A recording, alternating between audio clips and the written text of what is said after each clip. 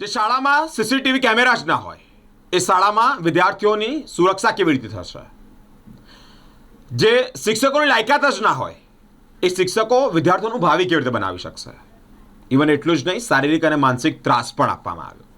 બાયલી વિસ્તારમાં આવેલી era school ફરી એકવાર વિવાદમાં આવી છે, જ્યાં વાલીઓ ભેગા થઈ અને ડીઈઓ કચેરી ખાતે રજૂઆત કરવા માટે ગયા ત્યારે કાર્યવાહી કરવામાં આવી છે અને 30,000નો દંડ પણ ફટકારવામાં આવ્યો છે.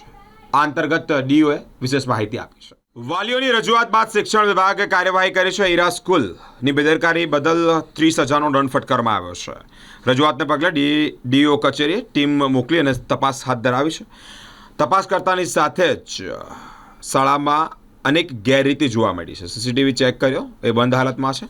માનસિક શારીરિક ત્રાસ તે મામલે પણ 10,000 દંડ, લાયકાત વગરના શિક્ષકો રાખવામાં આવે છે તે બાબતે પણ 10,000 દંડ, ટોટલ 30,000નો દંડ ફટકારવામાં આવ્યો છે. સમગ્ર મામલે કમિટી તપાસ કરી રહી છે.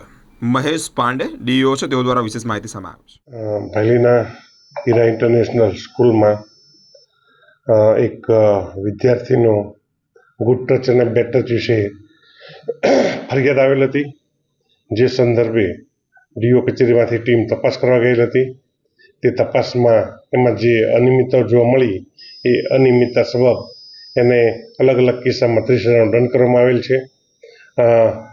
કલમ 17 પ્રમાણે શારીરિક અને માનસિક ત્રાસ માટે, એ ઉપરાંત સરકારી આદેશોનું પાલન ન કરવા બાબત, તેમજ કલમ નંબર 23 અન્વયે લાયકાત વગરના શિક્ષકો રાખવા સબબ એને 10,000નો દંડ કરેલ છે.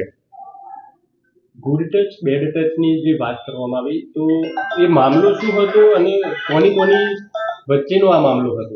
ખાસ વાત જોઈએ તો આ મામલો ધોરણ 2ના વિદ્યાર્થી અને વિદ્યાર્થીની વચ્ચેનો છે અને એ મામલા સંદર્ભે તપાસ ચાલુ છે. આપણે સાયકોલોજીસ્ટ દ્વારા પણ આની તપાસ આપણે કરાવેલ છે અને આવી કોઈ પણ શાળામાં આવી ઘટના સાંખી નહીં લેવામાં આવે અને કોઈ પણ સ્કૂલમાં જો આવી ઘટના બનશે તો તેની સામે કડકમાં કડક કાર્યવાહી પણ કરવામાં આવશે. કોઈ કમિટીની રચના કરવામાં આવી છે આ તપાસ માટે કે તપાસનું પરિણામ આવી ગયું છે?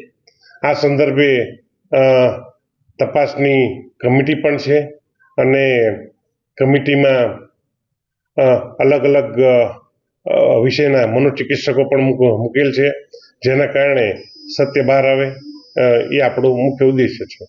Thank you.